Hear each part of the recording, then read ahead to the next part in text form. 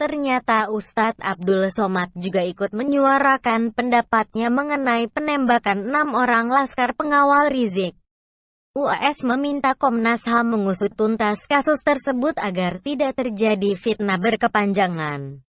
UAS memberi 3 poin pernyataan sikap. Pertama, dalam ajaran agama Islam membunuh satu orang sama saja dengan membunuh semua orang. Kemudian, membunuh orang beriman maka balasannya adalah neraka jahanam. Poin kedua, meminta kepada Komnas HAM untuk mengusut tuntas supaya tidak terjadi fitnah berkepanjangan untuk mematikan percikan-percikan api di tengah ilalang kering. Kalau Komnas HAM bertindak, diusut tuntas apa yang sebenarnya terjadi maka insya Allah menolong selesailah masalah, katanya. Ketiga, kepada seluruh jamaah seluruh bangsa Indonesia agar tidak terprovokasi. Cerdas berpikir, cerdas bermedsos, dan banyak berdoa kepada Allah. Jangan lupa hidup ini ada yang mengatur, tidak ada satupun yang luput dari pandangan Allah.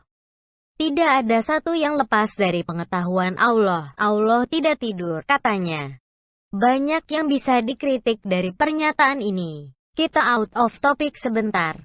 UAS pernah bicara soal virus corona adalah tentara Allah, dikaitkan dengan Uighur, kalau tidak salah ingat. Nah, coba kita tanyakan lagi tuh gubernur dan wakil gubernur DKI positif COVID-19. Gimana itu ceritanya? Ada pula kerumunan di acara Rizik hingga menjadi klaster baru dan puluhan orang teridentifikasi positif COVID-19. Gimana itu ceritanya? UAS ini sering memberikan komentar yang lucu, tidak nyambung dan konyol. Jadi agak susah kalau orang ini bakal berikan pendapat yang adil. Rata-rata berat sebelah, kadang kontroversial. Sekarang kita bahas soal 3 poin UAS terkait kasus penembakan tadi. Saya kurang paham orang beriman yang UAS maksud. Kita asumsikan saja itu adalah 6 orang yang tewas tertembak itu.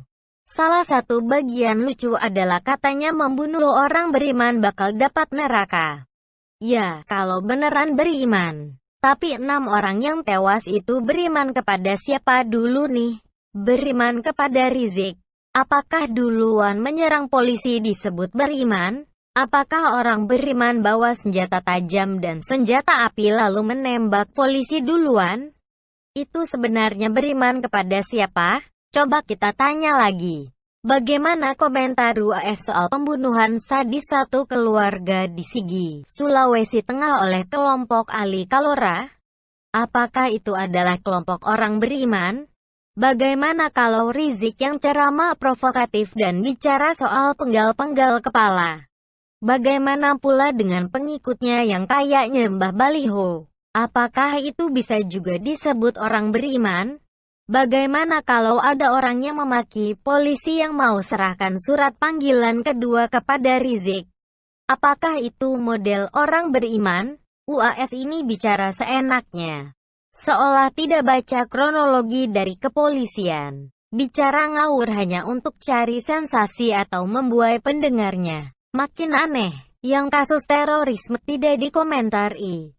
Tapi kalau model begini malah teriak paling kencang. Malulah, jadi Ustadz kok berat sebelah gini. Begini deh kita buat perbandingan. Contoh, ada orang beriman tapi ikuti manusia yang tak taat hukum di dunia. Dipanggil polisi 2 kali malah mangkir.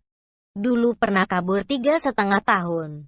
Apakah orang yang tak taat hukum pantas disebut orang beriman? Lucunya orang yang mereka anggap kafir, dihina dan diancam. Malah tidak pernah lari dari panggilan polisi sampai menjalani hukuman sampai tuntas full tanpa bebas bersyarat. Soal ajakan agar masyarakat tidak terprovokasi, rasanya tidak perlu deh. Masyarakat malah mendukung kinerja polisi. Pengacau negara memang harus ditindak tegas. Apalagi sampai menyerang polisi, dalam tindakan kritis yang dapat mencelakakan nyawa.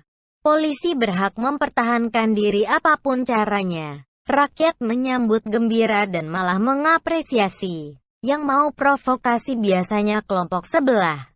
Yang penjelasannya berbelit-belit dan muter-muter biar orang bingung sekaligus mencari kambing hitam. Silakan saja mau provokasi, biar ada alasan untuk basmi sampai tuntas.